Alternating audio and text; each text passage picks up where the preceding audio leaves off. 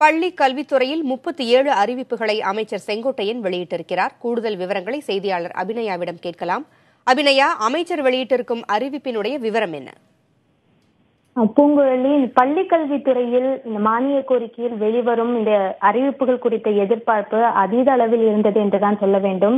ஏனெனில் இந்த அறிவிப்புகள் வருவதற்கு 10 நாட்களுக்கு முன்பாகவே அமைச்சர் செங்கோட்டையன் மிக பெரிய அறிவிப்புகள், பாராட்டுக்குரிய அறிவிப்புகள் வெளிவர இருப்பதாக அவர் தொடர்ந்து தெரிவித்து வந்தார். அந்த வகையில் இப்பொழுது 37 அறிவிப்புகளை சட்டப்பேரவையில் வெளியிட்டிருக்கின்றனர். இந்த அறிவிப்புகளில் மிக முக்கியமான அம்சங்களாக பார்க்கப்படும் அறிவிப்புகள் நிறைய இருக்கின்றன. குறிப்பாக தொடக்க பள்ளிகள் கிராமப்புறங்களிலும் மலைப்பகுதிகளிலும் புதிதாக 30 தொடக்க பள்ளிகள் தொடங்கப்படும் என அறிவித்திருக்கிறார்கள்.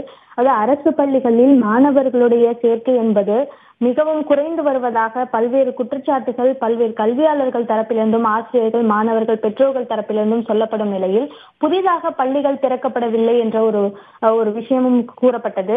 இந்த மாதிரியான ஒரு விமர்சனம் இருப்பதற்கு இடையில் இது போன்று புதிதாக கிராமப்புறங்களிலும் மலைப்பகுதிகளிலும் புதிதாக தொடக்க பள்ளிகள் தொடங்குவது வரவேற்கக்கூடிய ஒரு விஷயமாகவே கல்வியாளர்கள் தரப்பில் பார்க்கப்படும்.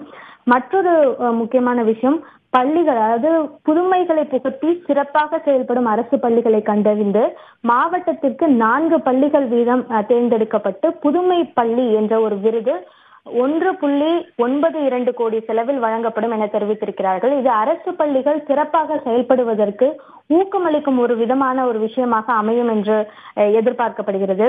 அது மட்டுமல்லாமல் ஆசிரியர்களுடைய நியமனம் என்பது நடப்பு ஆண்டில் 4084 ஆசிரியர் காலி பணியிடங்கள் நிரப்பப்படும் என தெரிவித்திருக்கிறார்கள். இதுவும் ஒரு முக்கியமான விஷயம். அது மட்டுமல்லாமல் கனவு ஆசிரியர் விருது என்ற ஒரு விருது வழங்கப்படும் என்றும் அறிவித்திருக்கிறார்கள்.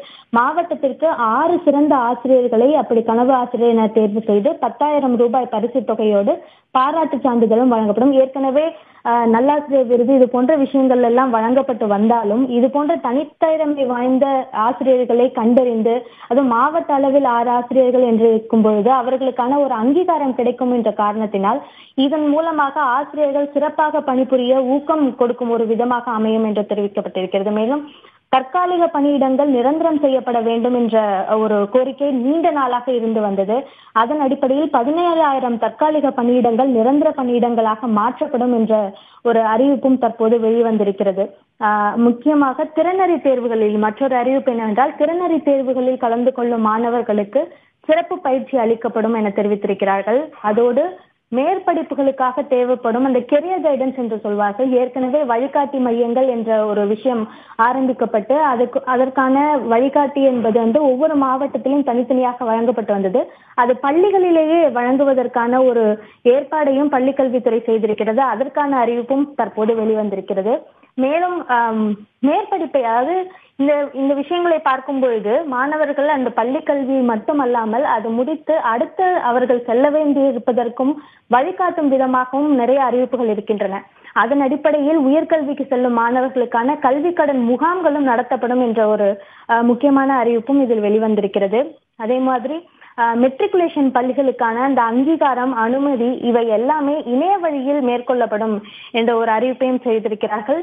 மற்றொரு முக்கியமான அம்சமாக இந்த 37 அறிவிப்புகளில் நாம் பார்க்கக்கூடியது நூலகங்களுக்கு அதிக முக்கியத்துவம் அளிக்கப்பட்டிருக்கிறது.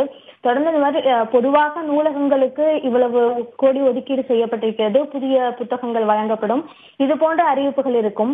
மதுரையில் 1,00,000 நூல்களுடன் கூடிய புதிய மாபெரும் நூலகம் தொடங்கப்படும். அது கடந்த சில ஆண்டுகளில் நூலகம் என்பது புதிதாக அமைக்கப்படுகிறது என்ற ஒரு விஷயமே இல்லாமல் இருந்தது.